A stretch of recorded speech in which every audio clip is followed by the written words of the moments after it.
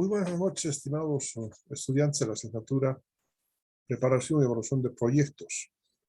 Nos volvemos a ver después de una semana de trabajo y bueno, ahora empezamos formalmente ya la asignatura. El día lunes de la anterior semana hemos visto una serie de elementos, direcciones, normas que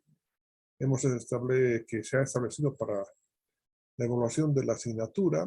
Les hablo un poco sobre el contenido y además les hablé sobre la necesidad que tiene el ingeniero en general, ¿cierto?, para poder necesidad de tener estos conocimientos para poder proyectar inversiones, para ver si las inversiones, los emprendimientos empresariales van a dar resultado o no. Entonces, quiero que vean desde ese punto de vista. Evidentemente, el material que vamos a ver en el desarrollo de la asignatura,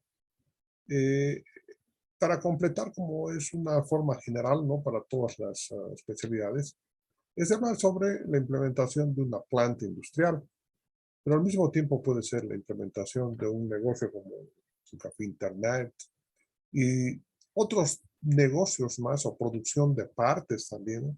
Entonces se me ocurre decir producción de dispositivos para guardar información o algo así. Es decir, hemos hablado sobre los proyectos de inversión, ¿cierto? Entonces ahora nos vamos a referir a esto y por lo tanto voy a desaparecer un momentito por la pantalla.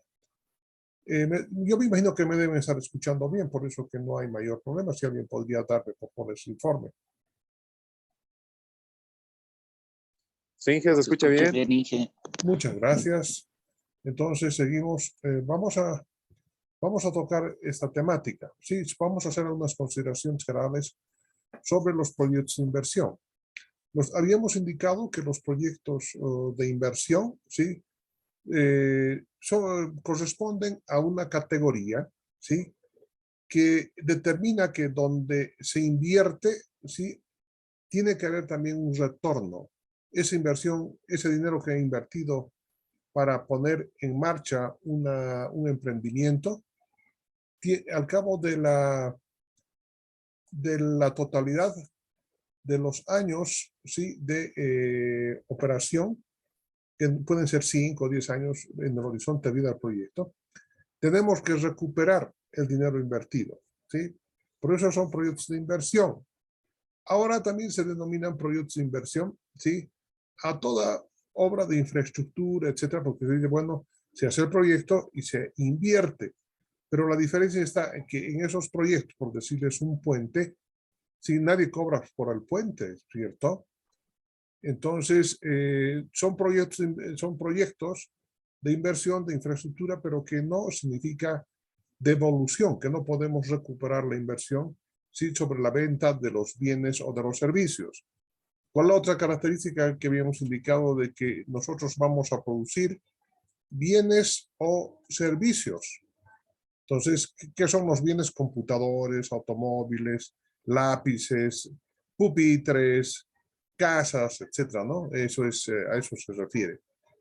A ver, continuamos. Vamos a empezar entonces, una vez que hemos establecido el concepto claro de lo que son proyectos de inversión, ¿sí?, inversiones que tenemos que obtener la devolución, la vuelta del dinero invertido a través de la generación de utilidades por la venta de los bienes y o servicios.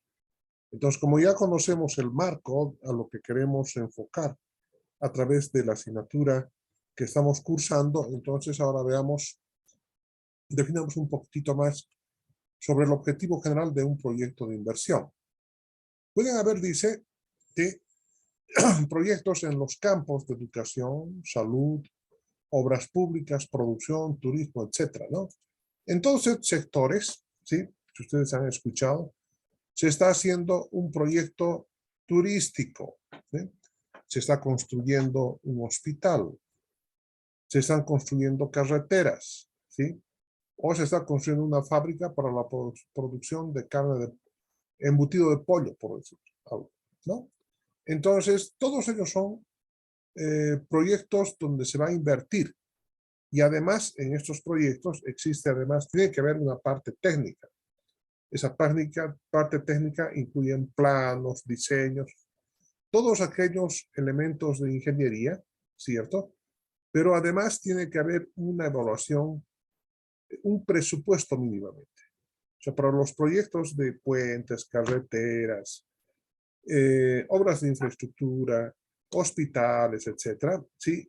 Si el punto de vista es para el beneficio de la sociedad, entonces esos proyectos evidentemente requieren el diseño de ingeniería, pero y el presupuesto. Y ahí concluye con un presupuesto de gastos o de inversiones, el presupuesto de inversión. Se va a invertir en zapatas, en columnas, en piso flotante, instalación eléctrica, instalación de los equipos, los módems, etcétera, etcétera. Entonces, toda esa parte de ingeniería, ¿sí? Al igual que en cualquier proyecto va a haber, tiene que haber la parte de ingeniería y va a haber además un presupuesto. Pero en los proyectos de inversión, aparte de haber el proyecto el presupuesto de inversión, tiene que haber un presupuesto de costos e ingresos. La diferencia entre ingresos menos los costos es la utilidad. Y cuando una empresa que produce bienes o servicios genera utilidad, entonces sí puede devolver la inversión. Me dejo entender, ¿verdad? Entonces, aquí hay un ejemplo muy interesante respecto a la educación que quiero que vean. Ahí están. Estos son dos proyectos similares en educación. El Estado es el Liceo Venezuela, ¿no? Es el Liceo Venezuela. El Estado, ¿sí? Va a hacer una inversión, ¿sí? En construir escuelas, pero la intención del Estado no es recibir, ¿cierto? No es recibir dineros a cambio de la educación que demos a los hijos de las personas que asisten a este colegio estatal.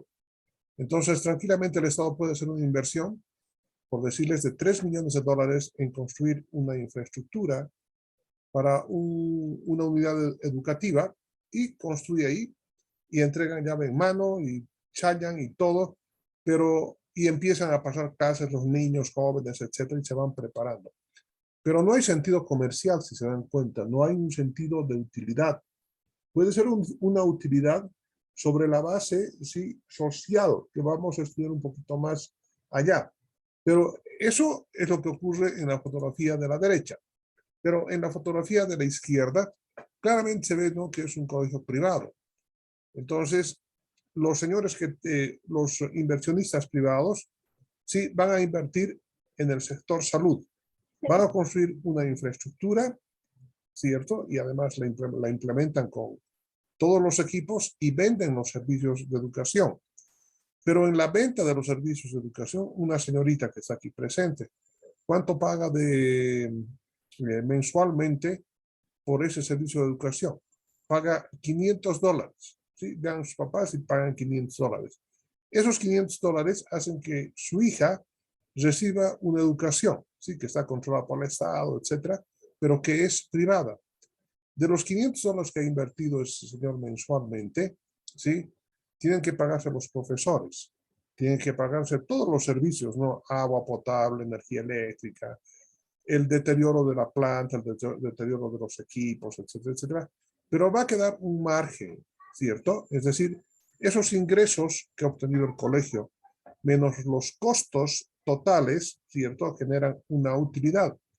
Y esa utilidad que va generando, vamos a ver un poco después, va a permitir generar un beneficio. Y ese beneficio es evaluado. Y automáticamente, ¿sí?, nos va a permitir en la evaluación determinar en cuánto tiempo vamos a pagar, vamos a recuperar la inversión. ¿Sí? Por supuesto que tiene que ser menor al horizonte de vida del proyecto, o por lo menos hasta por el horizonte de vida del proyecto, y generamos utilidades, como les decía. Entonces aquí, en la foto de la derecha, no se generan utilidades para ningún propietario. El propietario es el Estado. al Estado no le interesa, además que no cobra por la educación, porque la educación, de acuerdo a la Constitución Política del Estado, es gratuita para los estudiantes de este país, ¿de acuerdo? La versión en este otro lado es el sentido ya de ganar dinero. Bueno, esa es la diferencia. Espero que se haya comprendido adecuadamente el tipo de proyectos con el que vamos a trabajar.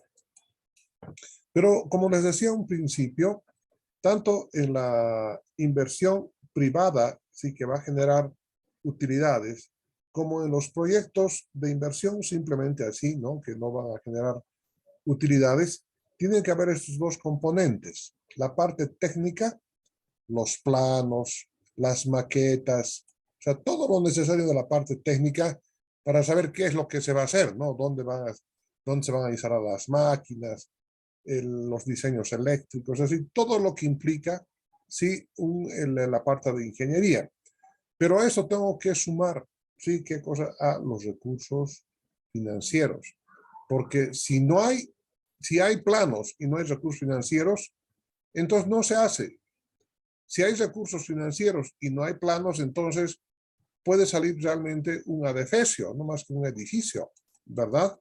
Entonces, desde el punto de vista racional, para hacer inversiones necesitamos nosotros, ¿sí?, basarnos en el diseño técnico. Y este es el diseño técnico que les había hablado a ustedes, que corresponde a la ingeniería del proyecto, donde tenemos que determinar el presupuesto de inversión. Si hay recursos para ese presupuesto, entonces podemos generar ¿qué cosas? Satisfacción en este caso en el sistema de educación, o satisfacción a los niños por recibir el servicio de educación. Y por el otro lado, desde el otro punto de vista, la generación de valor agregado por la venta de ese servicio. Y ese valor agregado va a generar utilidades. Y ustedes estarán viendo ahí las utilidades en forma de cerebros. Es decir, nuestros cerebros van a permitir generar utilidades. Yo me imagino que ustedes de alguna manera también tienen que arriesgarse en la vida a hacer proyectos de inversión. Y eso es lo que les voy a ayudar durante el presente semestre, para evitar, sí, entrar en conflictos, para saber si están por lo menos con cierto grado de certeza o de incertidumbre de poder llegar a buen puerto. Bien. Dice así. Dice, el tipo de proyectos de inversión que son objeto de estudio de este libro. Estamos estudiando este libro. Quiero que estén atentos, por favor. Vamos a ver acá. Vamos a ver el libro.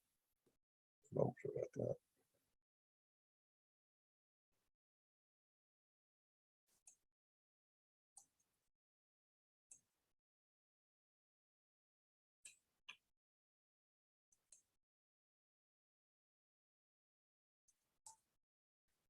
Este es el libro del que les estoy hablando.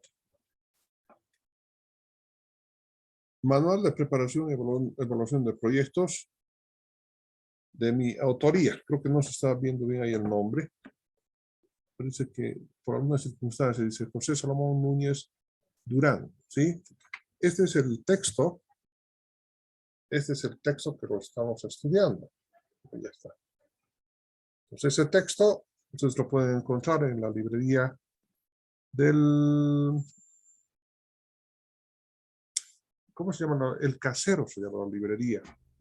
Y ahí ustedes dicen, por favor, prepárenme un libro de preparación y evaluación de proyectos, le dan mi nombre. Y si no me equivoco, vale 50 bolivianos el librito. Bien. Las personas que puedan hacerlo, bueno, es simple tener... Mejor, yo no puedo transmitir todo lo que está en el libro, entonces habría que convertirme en lector, ¿no? Y la idea no es esa. La idea no es esa.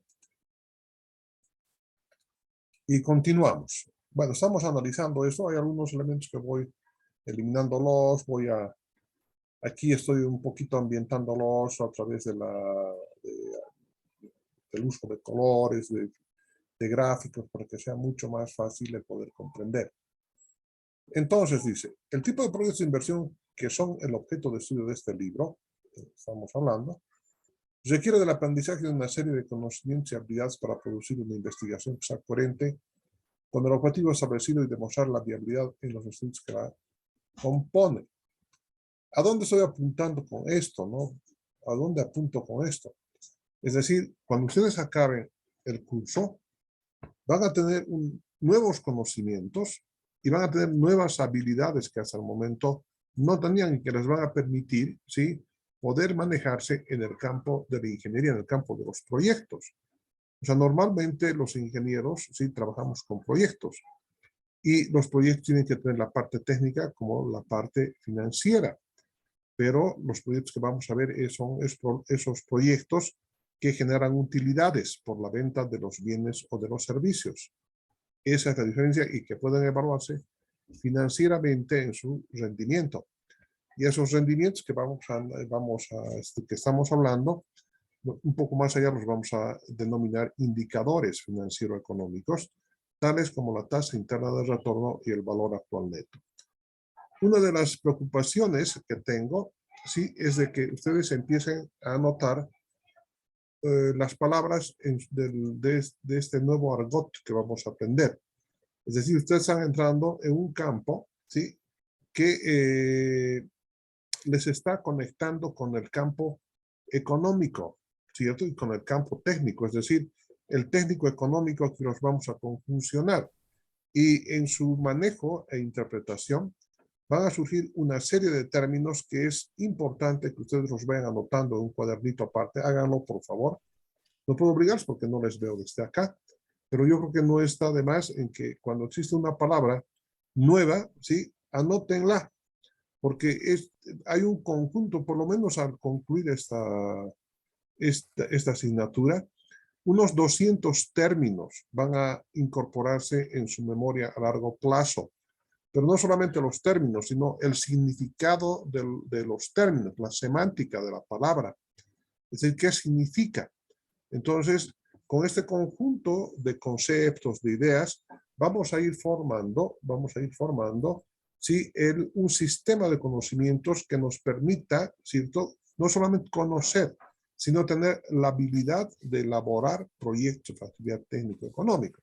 A mí me es simple, ¿no?, dar así, estos son, mejor les doy el libro, estudien el libro, les digo, ¿no? Les podría decir, pero no, la idea es por lo menos convencerlos de lo que está escrito sí es cierto, por lo menos tiene cierto grado de credibilidad. Y por este motivo es de que yo necesito que ustedes vayan anotando, de hecho, ya las palabras, inclusive si no pudieran comprenderlas, entonces me paran para que pueda explicarles el sentido, el contenido de estas nuevas palabras que van a formar el argot de por lo menos unas 200 palabras al concluir el curso con plena seguridad, ¿no? Bien. Vamos, una investigación que genera un proyecto de factibilidad técnico-económico. Los proyectos con los que vamos a trabajar van a ser proyectos de factibilidad técnico-económico, que también se llaman TESAS. Un poquito más allá vamos a discutir. Este proyecto de factibilidad técnico-económico indica que una cierta actividad, un cierto emprendimiento se puede hacer con cierto grado de incertidumbre o un cierto grado de certeza, como quieran llamarlo ustedes, o incertidumbre o certeza. Al 100%, certeza 1 quiere decir cero incertidumbre, ¿cierto? 100% certeza. Un proyecto que tiene 0,5, ¿sí?, de certeza significa que 50% todavía está en el campo de la incertidumbre y 50% en el grado de certeza. Ahora vamos a partir de este principio, atención.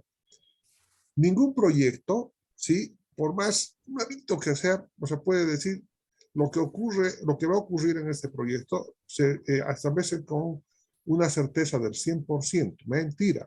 ¿Por qué? Porque todas las variables están relacionadas en el campo económico. Y en el campo económico, sí, pueden surgir una serie de sobresaltos en la economía, una serie de cambios. Puede haber cambio de moneda, de tipo de moneda, puede haber un proceso inflacionario, puede venir una granizada y durante 3 años consecutivos hacer perder en una determinada región la tradición agrícola o pecuaria. y consecuentemente ya no se va a poder hacer. Entonces, el grado de incertidumbre por muchos factores que no los maneja el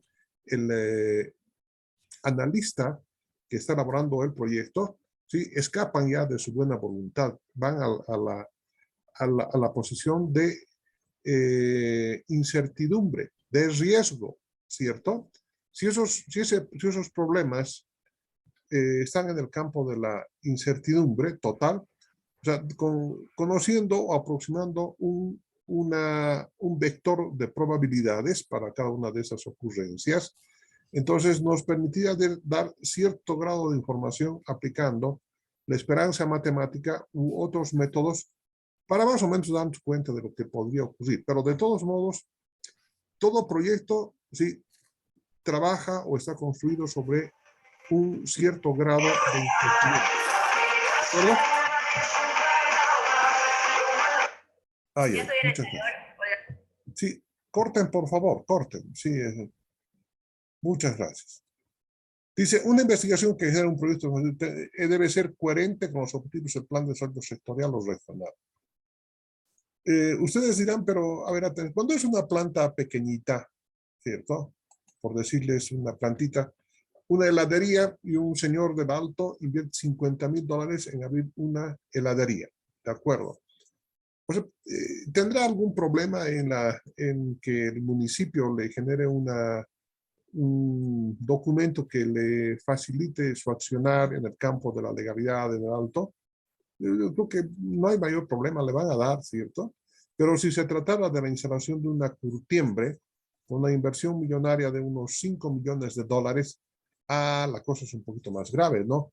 Porque esa industria va a generar pasivos ambientales. Esa industria, ¿cierto? O va a requerir además que tenga cierto grado, ¿sí? De coherencia, como dice acá. Debe ser coherente. Esta palabra es bien importante, coherencia, coherente, esa de acá. Es bien importante esa palabra de coherencia. No, aquí no puedo hacer nada. Con los objetivos de un plan de desarrollo sectorial o regional.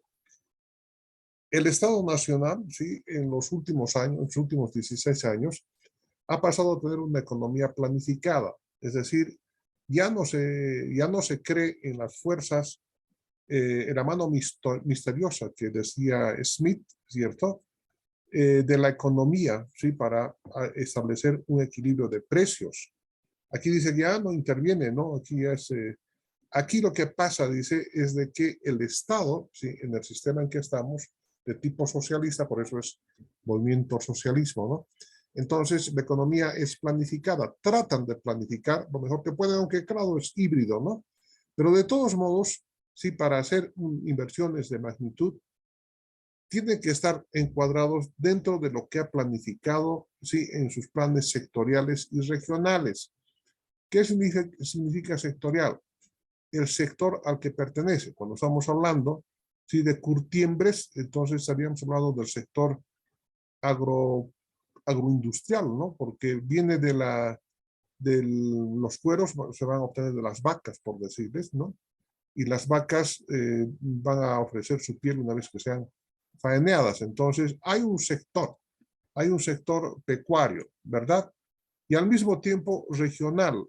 En Bolivia, que es el ejemplo más clásico, bueno, casi todos los países andinos tenemos esta característica. Cuando hablamos de regional en Bolivia, tenemos 3 regiones marcadas. Sí, los departamentos que están en el occidente del país, los 3 departamentos que están en el oriente y los 3 departamentos que pertenecen a la zona de los valles, ¿sí? De alguna manera sí tienen ciertas características, como verán.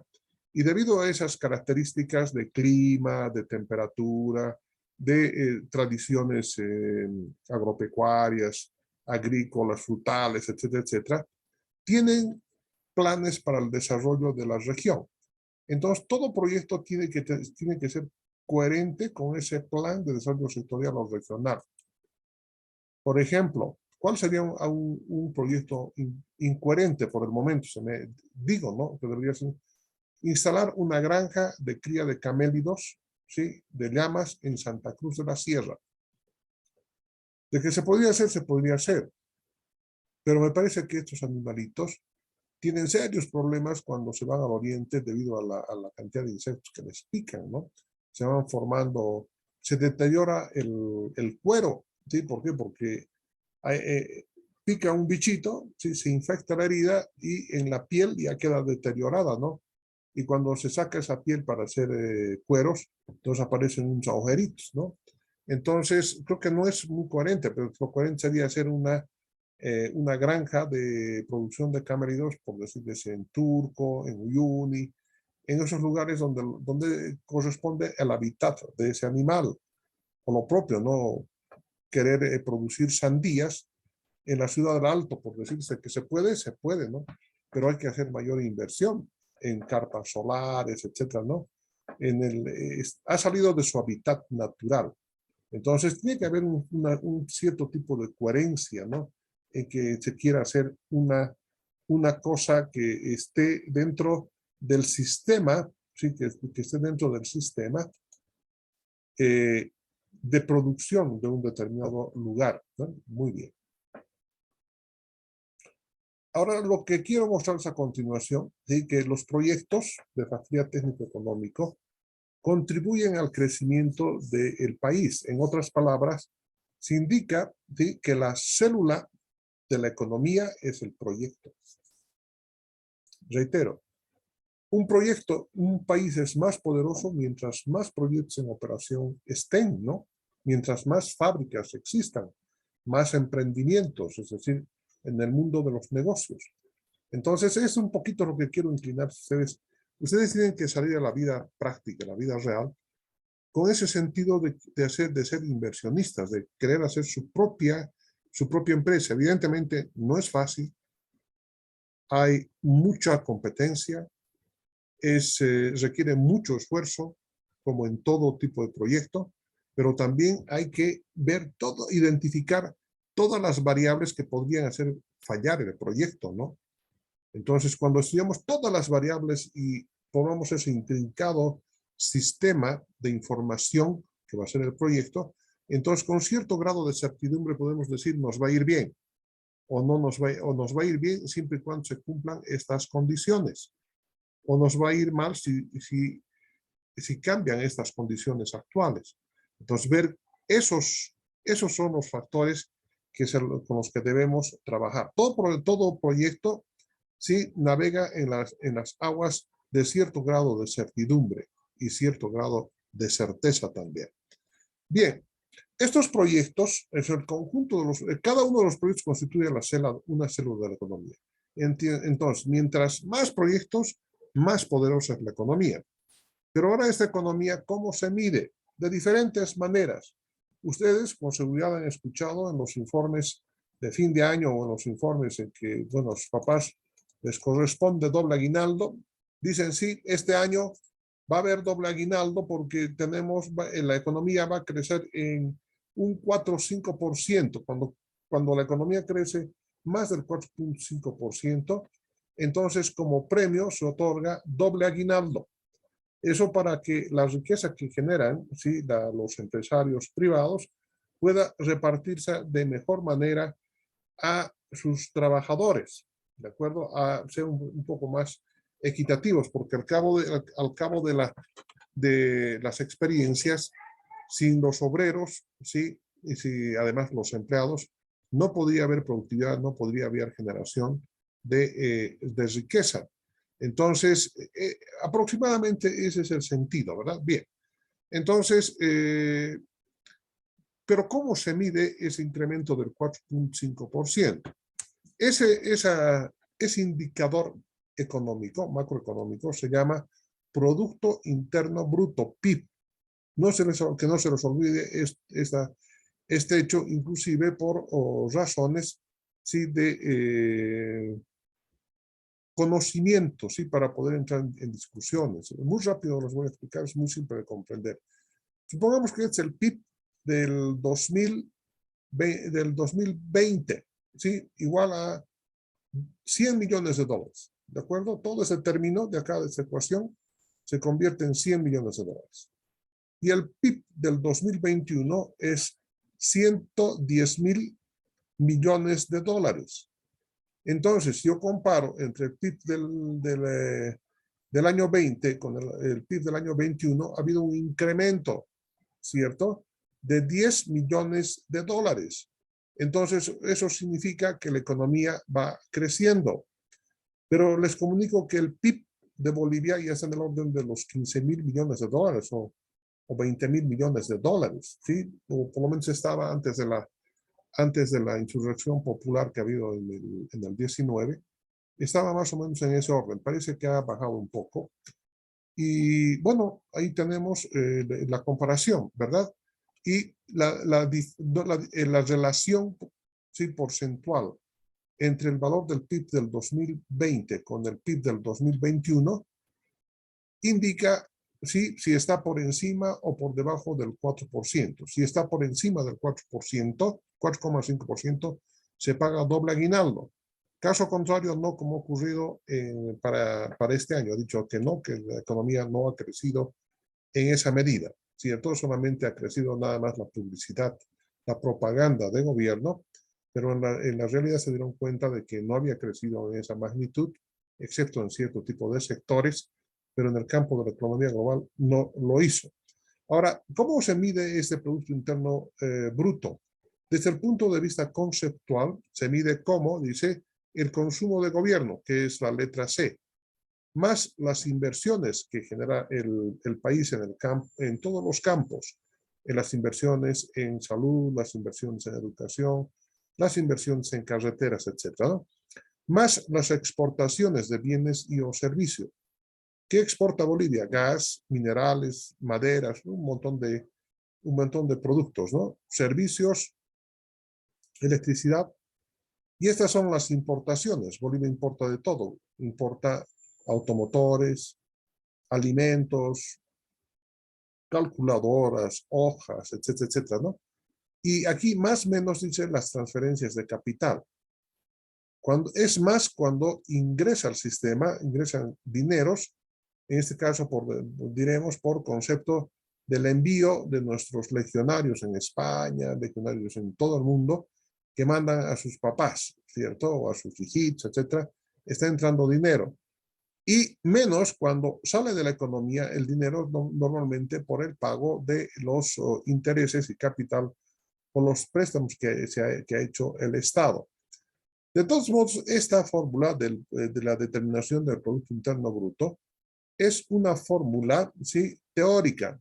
En realidad hay otros elementos que permiten ajustar y que conocen, por supuesto, las entidades que están en el deber de hacer este cálculo, que son el Banco Central y el Instituto Nacional de Estadística. Ahí se registran, ¿sí?, todos los ingresos, las inversiones. Son cuentas nacionales que se van registrando.